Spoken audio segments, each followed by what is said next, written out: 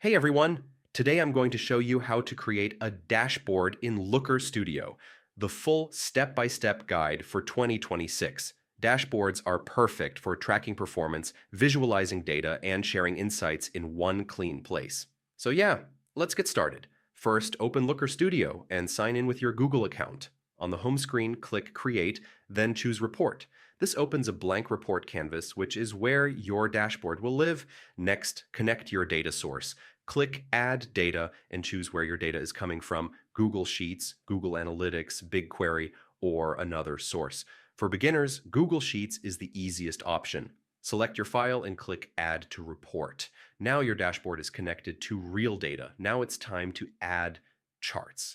Click Add a Chart from the top menu and start with something simple, like a scorecard to show totals or a bar chart to compare values. Looker Studio automatically fills in fields, but you can customize everything from the right-hand panel. Choose your dimensions, metrics, and sorting to match what you want to track. To keep your dashboard clean, organize charts into sections, resize and align elements so they're easy to read at a glance. You can also add text boxes for titles or explanations, which really helps when sharing the dashboard with others.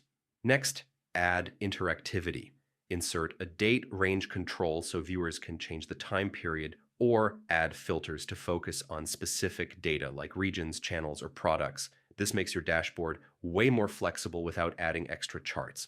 Once your visuals are set, use the Style tab to adjust colors, fonts, and spacing. Now, keep things simple and consistent. A clean design makes insights easier to understand.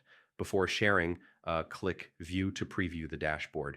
Check that filters work and charts update correctly. When everything looks good, click Share and set viewing or editing permissions. So yeah, that's the full guide to creating a dashboard in Looker Studio in 2026. With the right charts, filters, and layout, you can build dashboards that are clear, interactive, and easy to share. If this tutorial helped you, don't forget to like, share, and subscribe for more step-by-step guides.